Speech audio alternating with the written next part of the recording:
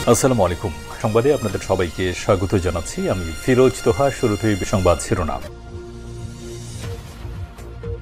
বাংলাদেশের সর্বশেষ গুরুত্বপূর্ণ আপডেট সংবাদে আপনাকে স্বাগত। শুরুতেই সংবাদ শিরোনাম, পরে বিস্তারিত। প্রথমে জানাবো, ফোন না ধরায় কুবিতে সদ্য নিয়োগপ্রাপ্ত কর্মচারীকে পেটালেন বিএনপির ছাত্রদল নেতা।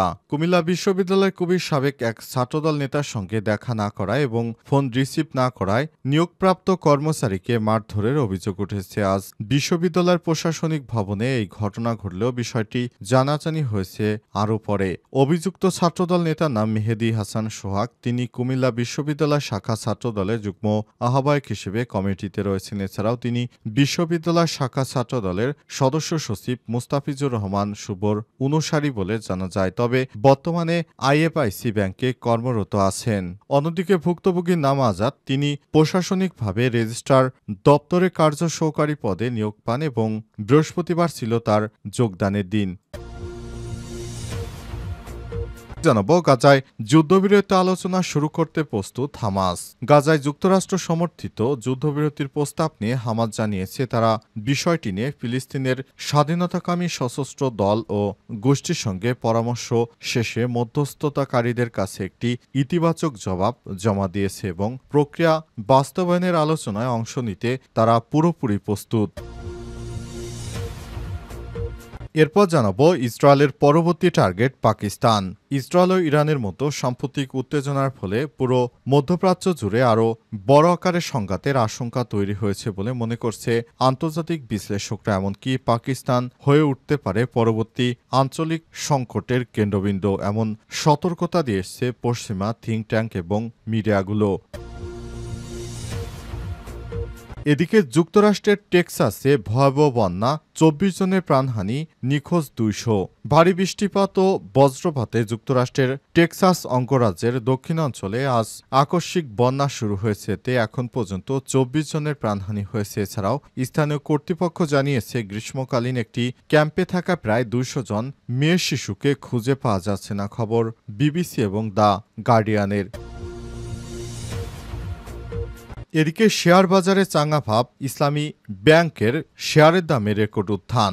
গত সপ্তাহে দেশের শেয়ার বাজারে ব্যাপক ঊর্ধ্বমুখিতা লক্ষ্য করা গেছে। 5 কার্যদিবসের মধ্যে 4 দিনেই বাজার ছিল চাঙা। ফলে বেশিরভাগ কোম্পানির শেয়ার এবং ইউনিটের দাম বেড়েছে। এই ঊর্ধ্বমুখী প্রবণতায় বিনিয়োগকারীদের আগ্রহের কেন্দ্রবিন্দুতে ছিল ইসলামী ব্যাংক বাংলাদেশ লিমিটেড। ফোন না ধরায় কুবিতে সদ্য নিয়োগপ্রাপ্ত কর্মচারীকে পেটালেন বিএনপির ছাত্রদল নেতা। কুমিল্লা বিশ্ববিদ্যালয়ের কুবির সাবেক এক ছাত্রদল নেতার সঙ্গে দেখা না করায় এবং ফোন রিসিভ না করায় নিয়োগপ্রাপ্ত কর্মচারীকে মারধরের অভিযোগ উঠেছে। আজ বিশ্ববিদ্যালয়ের প্রশাসনিক ভবনে এই ঘটনা ঘটলেও বিষয়টি জানাজানি হয়েছে আরও পরে। অভিযুক্ত ছাত্রদল নেতার নাম মেহেদী হাসান সোহাগ। তিনি কুমিল্লা বিশ্ববিদ্যালয় শাখা ছাত্রদলের যুগ্ম আহ্বায়ক হিসেবে কমিটিতে রয়েছেন। এছাড়াও তিনি বিশ্ববিদ্যালয় শাখা ছাত্রদলের সদস্য সচিব মুস্তাফিজুর রহমান শুভর অনুসারী বলে জানা যায়। তবে বর্তমানে আইএফআইসি ব্যাংকে কর্মরত আছেন। অন্যদিকে ভুক্তভোগীর নাম আজাদ। তিনি প্রশাসনিকভাবে রেজিস্ট্রার দপ্তরে কার্য সহকারী পদে নিয়োগ পান এবং বৃহস্পতিবার ছিল তার যোগদানের দিন। কর্মচারীকে মারার বিষয়ে ছাত্রদলের যুগ্ম আহ্বায়ক আতিকুর রহমান বলেছেন, ঘটনাটি আমি জানতাম না, তবে কেন এমন ঘটনা ঘটল সে বিষয়ে আমরা তদন্ত করে তারপর বিএনপি নেতার বিরুদ্ধে ব্যবস্থা গ্রহণ করব। শেখ হাসিনা পালিয়ে যাওয়ার পর বাংলাদেশে বিএনপির অনেক দৌরাত্ম্য বেড়েছে। তারা সব সময় সারা দেশের নিরীহ মানুষদের উপর একে একে অত্যাচার চালিয়ে যাচ্ছে। যে নতুন বাংলাদেশ গড়ার বন্দোবস্ত নিয়ে জুলাই অভ্যুত্থান হয়েছিল, তার থেকে বিএনপি তাদের লক্ষ্য থেকে বিচ্যুতি হয়েছে। তারা নিজের মতো সারা দেশে সন্ত্রাসী কার্যক্রম, রাহাজানি সহ দেশটাকে ধ্বংসের দ্বারপ্রান্তে নিয়ে আসতে শুরু করেছে। বিশেষ করে বিএনপি নেতা ইশরাক আন্দোলন সংগ্রামের মাধ্যমে পুরো ঢাকাকে অচল করে দিয়েছিল। অবস্থায় ইশরাক যেভাবে সারা দেশব্যাপী তিনি অন্যায়ভাবে আন্দোলন সংগ্রাম গড়ে ঢাকা দক্ষিণ সিটি কর্পোরেশনের রাজস্ব আহরণে ধস নামিয়েছেন। অর্থাৎ বিএনপি ক্ষমতায় আসতে না আসতেই তারা যে ধরনের অপকর্ম শুরু করেছে, তার কারণে সাধারণ মানুষ এখন অতিষ্ঠ হয়ে পড়েছে। অবস্থায় এই বিএনপির কাছ থেকে মানুষ মুক্তি চায়। বিএনপির নেতাকর্মীরা বিভিন্ন জায়গায় রাহাজানি, চাঁদাবাজি সহ এমনকি তাদের নেতাকর্মীদেরকে গ্রেপ্তার গ্রেপ্তার করলে থানা ঘেরাও করে তারা ছাড়িয়ে নিয়ে এসেছে, এমন রেকর্ডও দেখা যাচ্ছে, যেটা শেখ হাসিনার সময় আওয়ামী লীগও করত না, কিন্তু বিএনপি ক্ষমতা আসার আগে এটি করতে আরম্ভ শুরু করেছে। গাজায় যুদ্ধবিরতি আলোচনা শুরু করতে প্রস্তুত হামাস। গাজায় যুদ্ধরত অবস্থায় যুক্তরাষ্ট্র সমর্থিত যুদ্ধবিরতির প্রস্তাব নিয়ে হামাস কথা বলবে বলে জানিয়েছে তারা। বিষয়টি নিয়ে ফিলিস্তিনের স্বাধীনতাকামী সশস্ত্র বিভিন্ন দল গোষ্ঠীর সঙ্গে পরামর্শ শেষে মধ্যস্থতাকারীদের কাছে একটি ইতিবাচক জবাব জমা দিয়েছে এবং প্রক্রিয়া বাস্তবায়নের আলোচনায় অংশ নিতে তারা পুরোপুরি প্রস্তুত। টেলিগ্রামে দেয়া এক বিবৃতিতে হামাস জানিয়েছে, যুদ্ধবিরতি কার্যকর করার নতুন আলোচনায় তারা তাৎক্ষণিকভাবে অংশ নিতে আগ্রহী। এর আগে যুক্তরাষ্ট্রের প্রেসিডেন্ট ডোনাল্ড ট্রাম্প জানিয়েছেন, ইসরায়েল ৬০ দিনের যুদ্ধবিরতিতে সম্মত হয়েছে। এই সময়ের মধ্যে যুদ্ধে পূর্ণ অবসান নিয়ে সংশ্লিষ্ট পক্ষগুলো আলোচনায় বসবে। এদিকে বিবিসিকে দেয়া এক সাক্ষাৎকারে ফিলিস্তিনি এক জ্যেষ্ঠ কর্মকর্তা জানান, হামাস সামগ্রিকভাবে যুদ্ধবিরতির কাঠামো মেনে নিয়েছে, তবে তারা কয়েকটি গুরুত্বপূর্ণ সংশোধনের প্রস্তাব রেখেছে। এর মধ্যে অন্যতম হল, যদি আলোচনা অগ্রগতি না হয় বা তা ভেঙে পড়ে, সেক্ষেত্রে যেন আবার হামলা শুরু না করা হয়। এ বিষয়ে যুক্তরাষ্ট্রকে সুস্পষ্ট নিশ্চয়তা দিতে হবে। হামাসের ঘনিষ্ঠ সংগঠন ইসলামিক আন্দোলন এবং যুদ্ধবিরতির পরিকল্পনা সমর্থন করেছে। তারা বলছে, আলোচনার ফলাফল যেন স্থায়ী যুদ্ধবিরতিতে গড়ায়, সে নিশ্চয়তা জরুরি। তাই তারাও চায়, আমরা যুদ্ধ আর দীর্ঘস্থায়ী করতে চাই না, এবার এই যুদ্ধ থেকে অবসান চায় তারা। ইসরায়েলের পরবর্তী টার্গেট পাকিস্তান।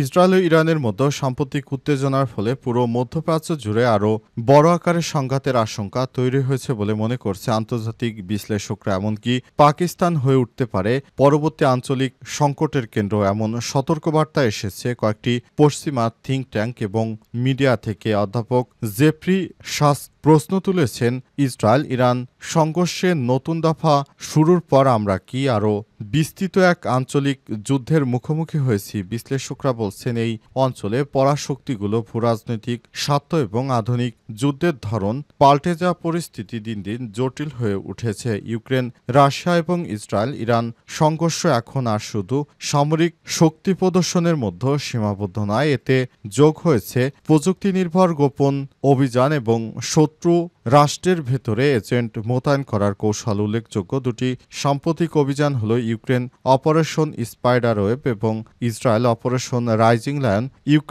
ইউক্রেনে এই অভিযান ৪০টিরও বেশি কৌশলগত বোমারু বিমান ধ্বংস করেছে রাশিয়ার। অন্যদিকে ইসরায়েল ইরানের ভেতরে গিয়ে পারমাণবিক বিজ্ঞানী ও সামরিক কর্মকর্তাদের হত্যা করেছে। টাইমস অফ ইসরায়েলের প্রতিবেদনে বলা হয়েছে, মোসাদ ইরানের একটি ড্রোন ঘাঁটি স্থাপনা লক্ষ্য করে হামলা চালিয়েছিল এবং পারমাণবিক স্থাপনার হামলার জন্য সশস্ত্র কমান্ডো পাঠিয়েছিল। এদিকে পশ্চিমা মিডিয়ায় এখন নতুন ইঙ্গিত পাওয়া যাচ্ছে যে পাকিস্তানকে ইসরায়েলের সম্ভাব্য পরবর্তী লক্ষ্য হিসেবে তুলে ধরা হচ্ছে।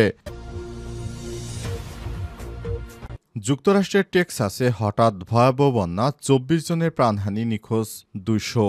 ভারী বৃষ্টিপাত ও বজ্রঝড়ে যুক্তরাষ্ট্রের টেক্সাস অঙ্গরাজ্যে দক্ষিণ মধ্যাঞ্চলে আজ আকস্মিক বন্যা শুরু হয়েছে। এতে এখন পর্যন্ত ২৪ জনের প্রাণহানির ঘটনা ঘটেছে। এছাড়াও এই ঘটনায় কর্তৃপক্ষ জানিয়েছে, গ্রীষ্মকালীন একটি ক্যাম্পে থাকা প্রায় ২০ জন মেয়ে শিশু খুঁজে পাওয়া যাচ্ছে না। খবর বিবিসি এবং দ্য গার্ডিয়ানের। প্রতিবেদনে বলা হয়েছে, মৌসুমি বৃষ্টির কারণে রাজ্যের গোয়াদালুপে নদীর পানি প্লাবিত হয়ে বন্যা সৃষ্টি হয়েছে। কর্তৃপক্ষ জানিয়েছে, গ্রীষ্মকালীন ওই ক্যাম্প নদীর ধারেই ছিল। টেক্সাসের গভর্নর ড্যান প্যাট্রিক আজ এক সংবাদ সম্মেলনে বলেছেন, ৪৫ মিনিটের মধ্যে ওয়াদাপুলে নদীর পানি ২৬ ফুট বেড়ে যায়। তিনি এই বন্যাকে ধ্বংসাত্মক হিসেবে বর্ণনা করেছেন। গার্ডিয়ান বলছে, ইতিমধ্যে যুক্তরাষ্ট্রের সরকারি আবহাওয়া অধিদপ্তর টেক্সাসের হিল কাউন্টির কিছু এলাকায় বন্যার জরুরি সতর্কতা ঘোষণা করেছে।